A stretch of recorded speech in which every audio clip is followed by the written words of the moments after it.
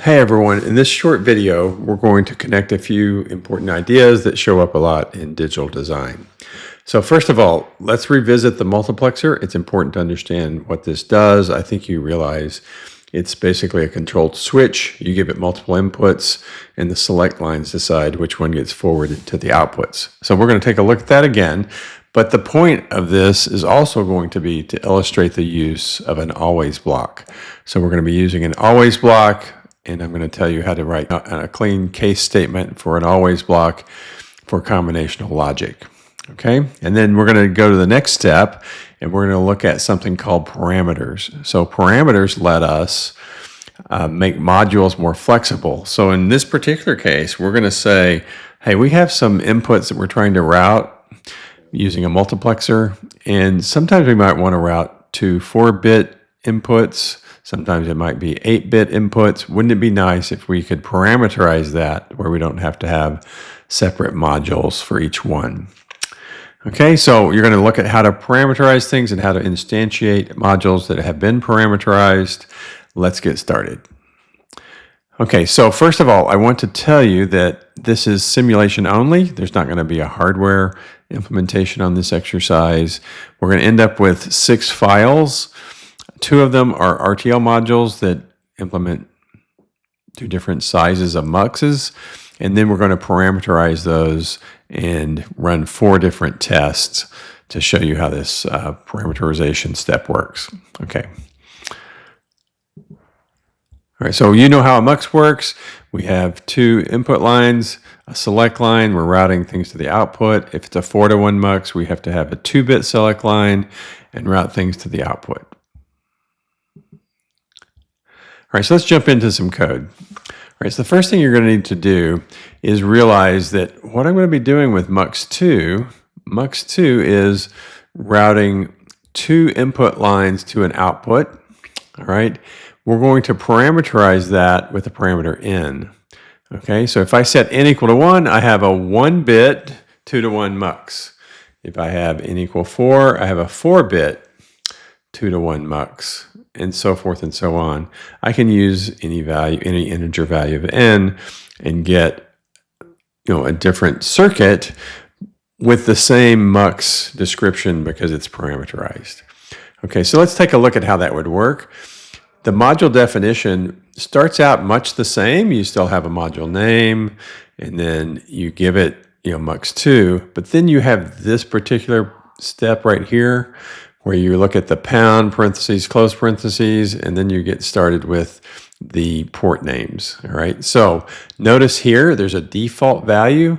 I think it makes sense to have a default value because when you instantiate, if you leave off any parameter passing, then it just defaults to that value and you have a working circuit without having a little bit of extra notation. All right, so let's take a look at how you would instantiate, how you override the default value. So if you were wanting n equal 1, you don't have to have this part. You just do normal instantiation because you'd use the default.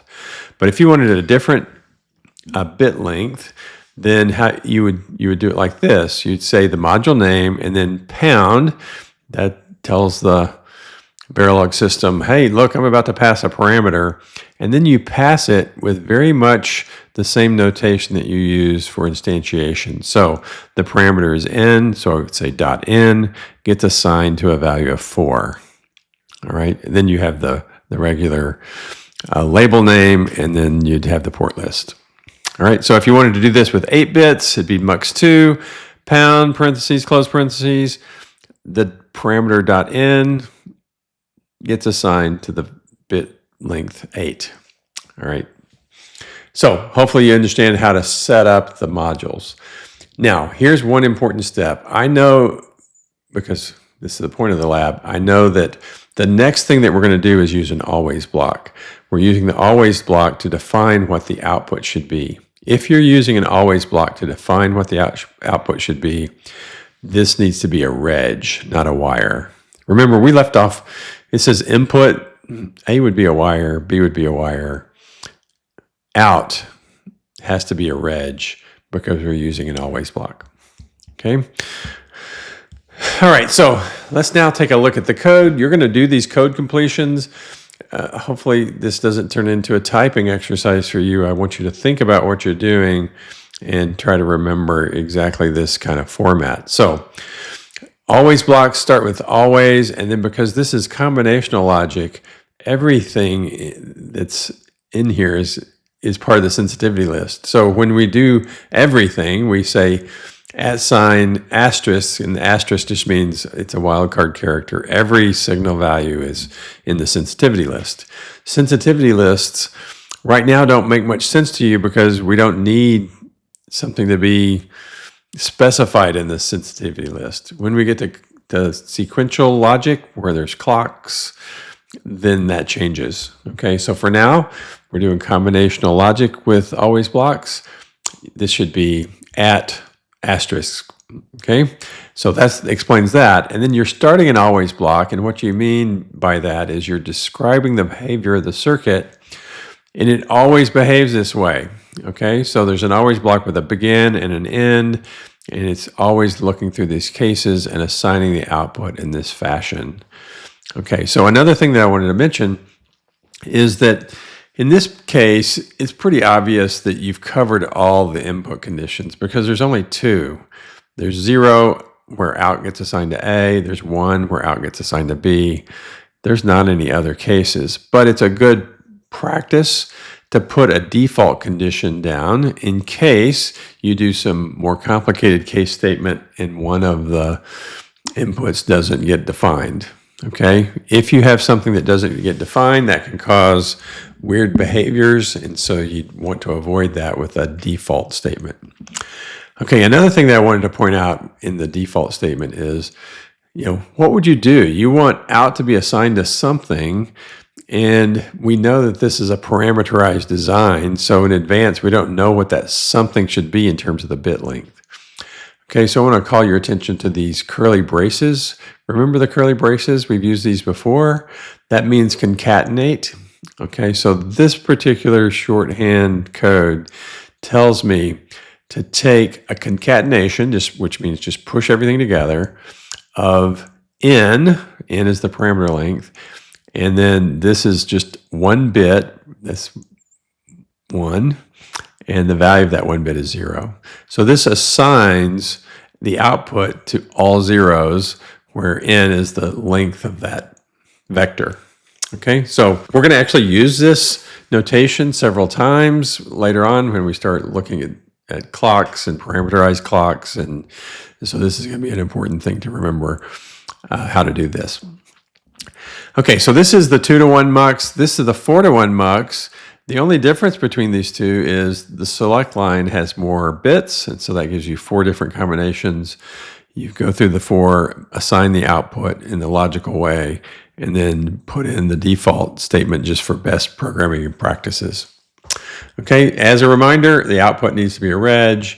And here's another reminder, when we're doing combinational logic, the always blocks have a sensitivity list that's ***.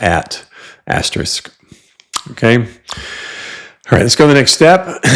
We know at this point how a multiplexer works, and so we're going to set up some test benches so that we can do different test conditions like select 0, 1. If I have that selected, B should go through to the output. All right, so I think you know about that.